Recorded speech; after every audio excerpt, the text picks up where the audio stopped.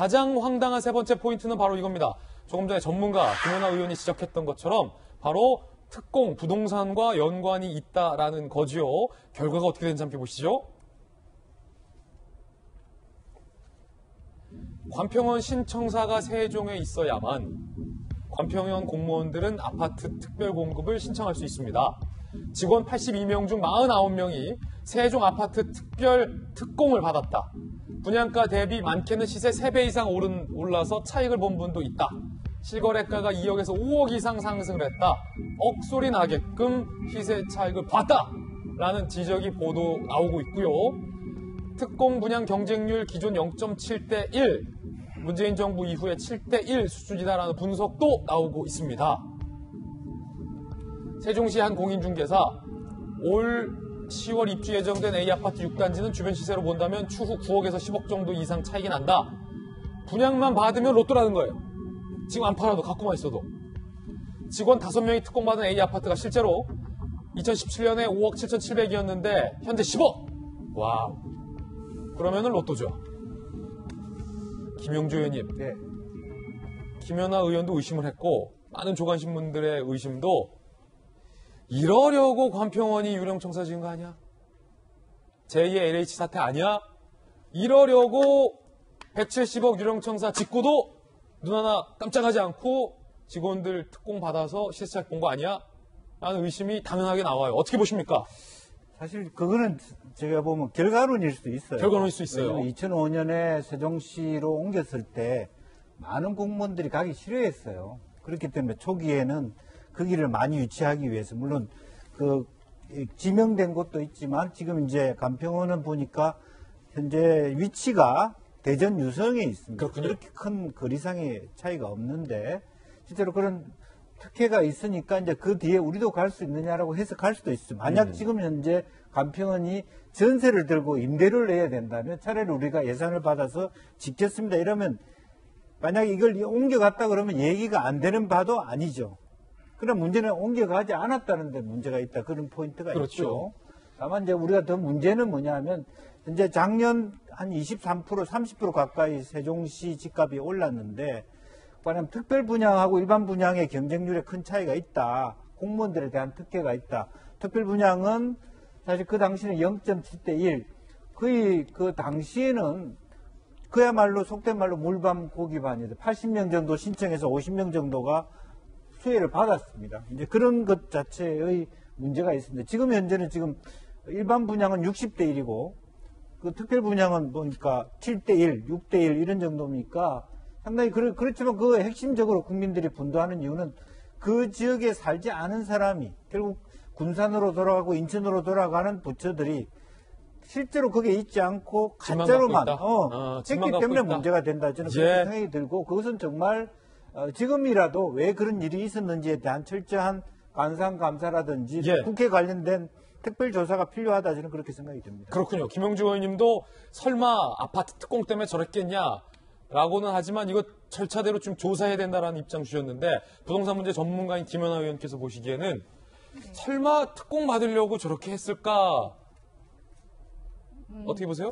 저는 설마가 아니라고 봅니다. 아, 그래요? 예, 설마입니다. 예, 설마입니다. 왜냐하면 아까 이제 말씀하신 것처럼 2011년에 이제 이런 특별공급 제도가 만들어집니다. 공무원들이 좀 잘 내려가지 않고 하니까 또 내려가는 공무원들에게 편의를 주기 위해서 특별공급 제도를 만드는데요.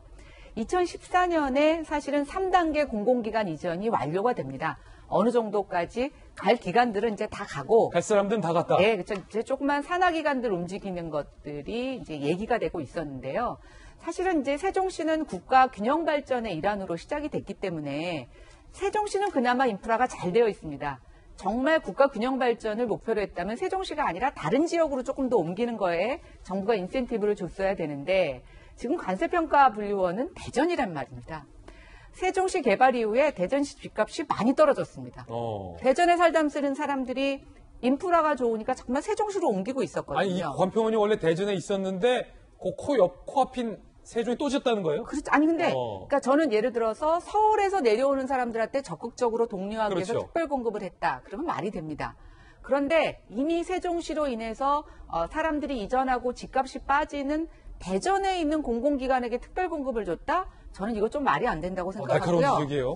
또 하나 지금 정부가 원래 이 특별 공급 제도는 기간이 정해져 있는 한시적 조치였습니다. 근데 이상한 사실을 하나 발견했는데요. 2019년 12월에 이거를 무기한으로 연장을 합니다. 예. 지금 LH 사태로 국민들이 공분을 사고 있는데요. 국민들에게. 저는 이거 공무원들 정말 관폐와 특혜라고 보여집니다. 관평원 이전서부터 시작돼서 특별 공급을 무기한 연장한 것까지 국민들에게는 집도 한차만 갖고 투기하지 말라고 또 전세를 끼고 사는 것도 전부 다 갭 투자라고 멍해를 씌우면서 알고 봤더니 공무원들은 스스로 투자 정보 알아서 미리 땅 사고 집도 특별 공급으로 받았고 그 특별 공급이 있어도 사지도 않고 갖고 있다가 시세 차익을 얻어도 특별 공급이라는 이유 때문에 아무런 제재 조치 받지 않았고 저는 이거 정말 이대로 둬서는 안 된다고 생각이 되고요. 특히 아까 박근혜 정부 때 이런 관세평가 분류원이 이전을 시작하다가 2017년에 새로운 문정권의 일종의 인사라고 할 수 있는 사람이 관세청장으로 옵니다. 그리고 그 당시에 모든 기관들은 이전에 했던 것들을 되짚어보고 적폐청산이라는 이름으로 모든 것들을 점검하는 시기를 다 거치게 되는데 그때 이거 안 하고 뭐 했나요? 결국 자기네들 이익을 위해서는 적폐도 비껴갔다. 저는 이렇게 판단하고 싶습니다. 김연아 의원의 견해였습니다. 날카로운 분석도 있고요. 관세청은 이에 대해서 부인하고 있습니다. 관세청 입장. 관평원이 세종 이전 대상이 아니라는 사실을 2018년 2월에서 알았다. 지금 김영주 의원님 참 이랬어요, 옆에서. 이산이 아닌 개bio. 옛날에 그 조크가 생각나기도 하고. 그걸 그때 알았다. 그렇군요. 관세청이 관평원 직원의 특공과 부동산 투기 위해 소속기관을 이전하려 했다는 의혹은 사실과 다르다. 방금 김연아 의원의 분석이 사실 아니다라고 관세청은 부인을 하고 있습니다. 자, 야당에서는, 국민의힘에서는 제2의 LH다라고 비판했습니다. 들어보시죠. 이쯤 되면 제2의 LH 사태가 아니겠습니까? 끝없이 쏟아져 나오는 공기업 직원들과 공무원들의 땅 투기, 특공 재테크로 배를 불리는 모습을 우리 국민들은 언제까지 보고만 있어야 하는 것입니까? 특수본은 철저한 수사로 발본색원하여 공직기관을 바로잡아야 할 것입니다. 그렇게 하지 못한다면 현 정부의 검수완박의 허상이 스스로 드러날 것입니다. 이 문제는 야당만의 문제제기가 아닙니다. 김부겸 신임 총리도 이 문제에 대한 문제 인식에 동의를 했습니다. 들어보시죠. 최초로 획득한 그들의 그 특공의 지위 자체가 이게 유용한 지위인지 어떻게 그런 허점이 생겼는지를 제가 정확하게 살펴보라고 그랬고요. 그래서 요거는 자칫하면 나중에 민사적인 대상도 되기 때문에 정확하게 법적인 검토까지 하라고 그렇게 요청한 겁니다.